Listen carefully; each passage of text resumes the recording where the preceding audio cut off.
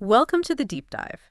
This is where we take your source materials, your curiosity, and really dig in to pull out the key insights. And today we've got a fascinating journey ahead. We're diving into India's history using A Brief History of India by Associate Professor Dr. Afizavad Sirivadhanawaravichara as our guide. Yeah, it's quite a comprehensive source. It covers, well, basically everything from geography and ancient civilizations. Right through empires, the medieval times, colonial rule, the independence movements. Post-independence challenges, the incredible cultural heritage, and India's place in the world today. It's a lot to cover. It really is. So our mission here is to kind of sketch out that vast history. We want to highlight the big turning points, the themes that keep popping up, and give you a solid overview of this just incredibly long and rich story. Sounds good. Where should we begin? Right at the start, I suppose. Let's do it. Ancient civilizations. The Indus Valley. Okay, so the Indus Valley civilization. We're talking around 2500 BCE. It's one of the world's earliest urban societies, and really quite developed. It's stretched across parts of modern-day Afghanistan, Pakistan, and northwest India. And what's always struck me is the sophistication of their cities. You know, grid patterns, houses that were pretty uniform. Exactly. It suggests this high level of, well, planning and organization. Yeah. We see evidence of complex infrastructure to drainage systems, Mm-hmm. large public buildings that weren't apparently temples or anything. Like what kind of buildings? Well, things like the Great Bath at Mohenjo-Daro. And you find these major centers like Mohenjo-Daro, Harappa, Dholavira, Lofal. They're really impressive sites. And didn't they have, like, standardized bricks and weights? They did, yeah, which points towards some kind of centralized regulation or production. It's quite remarkable for the time. And we get little hints about their beliefs, too, from seals and art. Unique seals, paintings, they give us glimpses. And lots of terracotta toys have been found. Oh, yeah. What does that suggest? Well, perhaps that children and play were important in their society. It adds a human touch, you know? That's interesting. But then this seemingly advanced civilization, it declined. Correct. Around 1900 BC. Yes, the reasons aren't entirely certain, but leading theories involve changes in the course of the Indus River, which was vital, obviously, and possibly migrations westward. Okay. So after the Indus Valley, the text takes us to the Vedic period. Around 1500 to 300 BCE. This feels like a big shift. It is. This period starts with the arrival of Indo-Aryan-speaking tribes, likely from Central Asia. Right. The first phase, the early Vedic or Rigvedic period, sees them settling in the northwest, the Saptasindhu region, the land of 7 rivers. And this is when the Vedas were composed. Precisely. The 4 Vedas, which are foundational texts for Hinduism, originate here. Their society was mostly pastoral early on, settled villages, but also farming and crafts. They worshipped gods representing forces of nature. Okay, so that's the early Vedic. Then comes the later Vedic period. Correct. From about 1000 to 300 BCE, there's a gradual movement eastward into the Ganges-Yamuna plain, the Doab. A more fertile area. Very much so. And this period sees a shift from sort of clan-based groups to more defined territories. You get the emergence of Janapada as early states, and then Mahajanapada as larger kingdoms. Like Magadha. Exactly. Magadha becomes very prominent, along with others like Koshala and Vatsa. Monarchies strengthen, and social structures become more hierarchical. This is where we see the development of early caste distinctions, or Varna laws. And wasn't this also a time of great philosophical ferment? Jainism, Buddhism? Absolutely. A really dynamic period, intellectually and spiritually. Alongside Jainism and Buddhism flourishing, you have the composition of later Vedic texts, the Brahmanas, Aranyakas, and the Upanishads, which delve into really deep philosophical questions. So more complex societies, kingdoms forming, new religious ideas. And urbanization starting again. More complex farming, even taxation systems beginning to appear. It's laying the groundwork for the next major phase. Which brings us to the Maurya Empire. The first major unification of India, the text says. Around 322 BCE. That's right. A pivotal moment, founded by Chandragupta Maurya. With help from Kautilya Chanakya, the strategist. The very same. An incredibly influential figure, Chandragupta forged this massive empire, and his grandson, Ashoka, took it to its greatest geographical extent. Ashoka is probably the most famous Mauryan emperor. Definitely. But the empire itself was remarkable for its bureaucratic system of governance. Quite sophisticated. And economically, the text mentions coinage and trade booming. Yes, that spurred significant economic growth. They also invested in infrastructure, public works. Ashoka's reign, in particular, saw developments in philosophy, science, art, culture, alongside his famous conversion to Buddhism, of course. But it didn't last forever. No, empires rarely do. After Ashoka's death, it gradually began to disintegrate. Internal issues, external pressures, the usual factors. Okay, so after the Mauryas, we jump forward a bit to the Gupta Empire, early 4th to late 6th centuries CE, often called a classical age. Yes, the Gupta period is really renowned for its cultural achievements. It's seen as a high point for, well, civilization, art, literature in ancient India. Who were the key rulers then? Chandragupta, I started it, consolidating power in the Ganges Valley. His son, Samudragupta, was a major military leader and statesman. And Chandragupta II presided over a period where trade routes flourished again and Sanskrit literature reached new heights. Right, literature like the great epics, the Mahakavyas. Exactly. And we have accounts from travelers, like a Chinese Buddhist monk, Faxian, who visited during this time and wrote about what he saw. And the art and architecture must have been incredible. You mentioned stupas earlier. Yes, stupas continued. And you have structures carved directly into hillsides. But also, this era is famous for advancements in science and maths. Ah, yes, the decimal system. And zero. Crucial developments. The concept of zero, the decimal place value system, they fundamentally changed mathematics. And you also have the amazing Ajanta and Ellora caves with their paintings and sculptures dating from around this period and later. Just incredible artistic and intellectual output. So both Mauryan and Gupta periods were times of sort of unity and flourishing.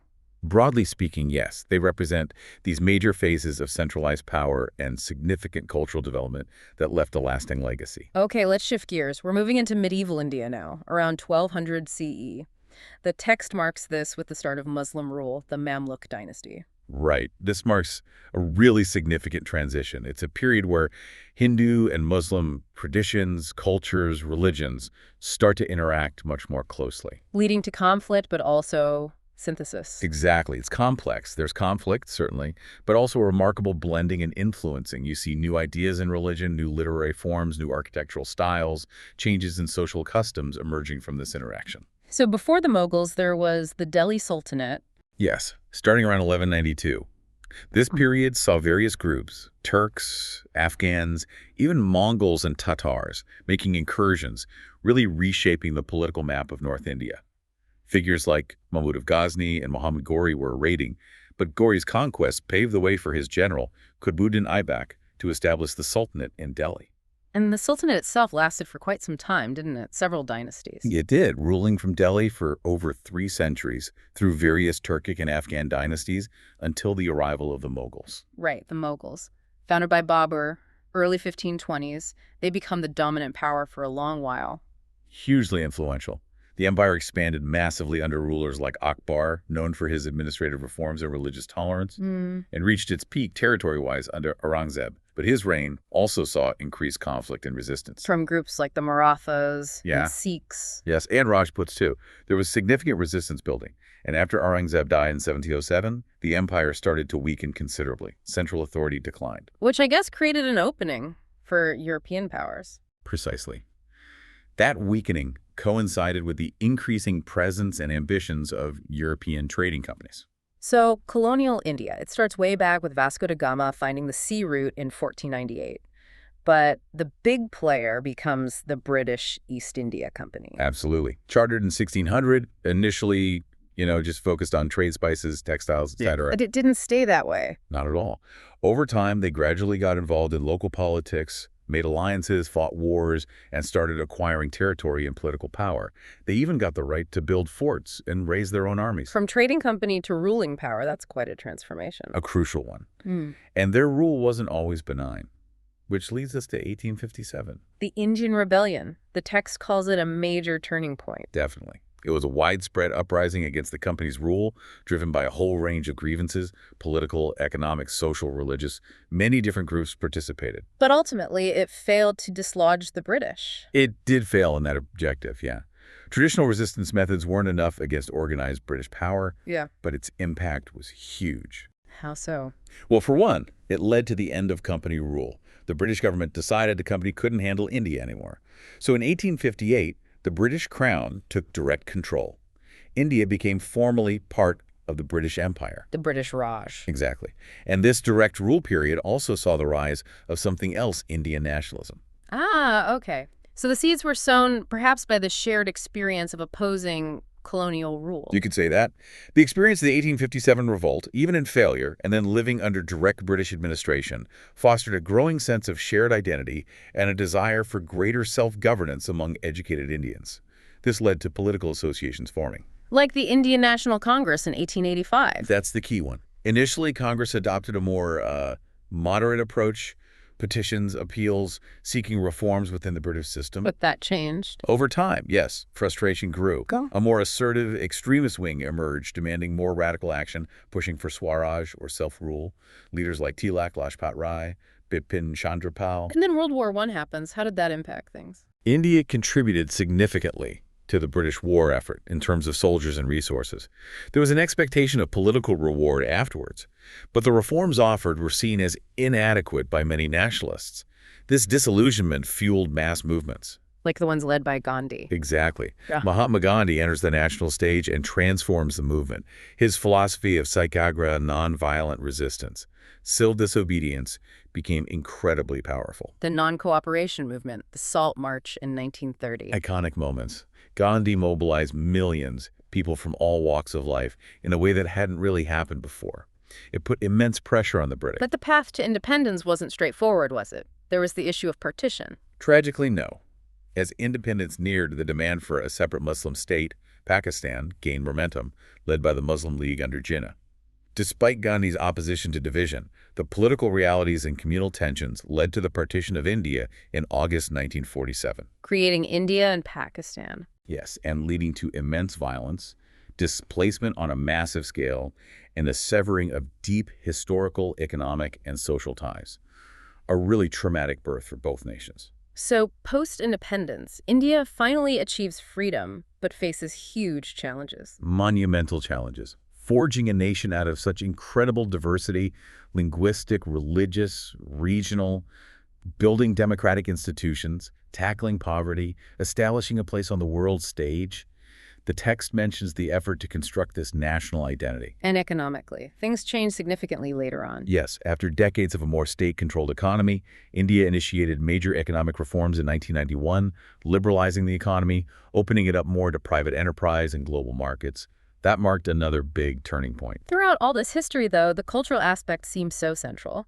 The text mentions the importance of debate and different interpretations. Absolutely. Indian civilization has always had this strong tradition of intellectual debate, multiple viewpoints. You see it in philosophy, religion, the way original texts often exist alongside layers and layers of commentary from different schools of thought. Hinduism itself is a prime example, isn't it? So diverse, no single founder or book. Exactly. It encompasses a vast range of beliefs, practices. You have major traditions like Shaivism, Vaishnavism, Shaktism, various sects like Saiva, Sakta, Surya, and then the Bhakti movement, emphasizing personal devotion, which cut across many lines. And the artistic legacy we touched on earlier continues through these periods, too. Oh, definitely. We mentioned the Mauryan and Gupta contributions in stone stupas, like the Great Stupa at Sanchi. Yeah. Early Buddhism used rock-cut caves, chaityas for prayer, viharas for monks' residences.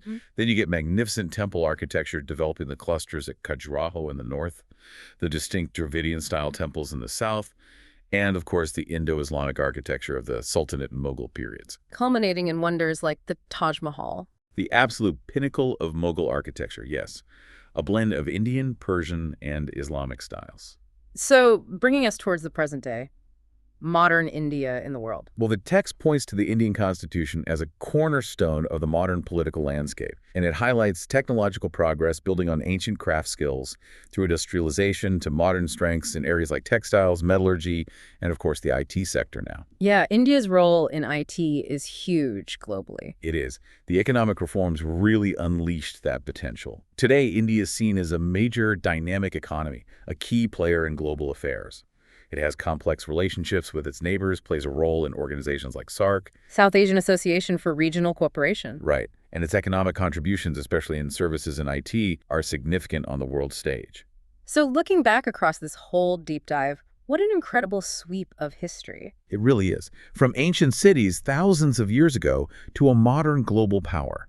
The constant themes seem to be this interplay of unity and division, the amazing capacity for absorbing and synthesizing different cultural influences, and just continuous change and adaptation. Yeah, periods of great empires, periods of fragmentation, constant evolution. And what's fascinating, I think, is how much of that deep past still resonates today.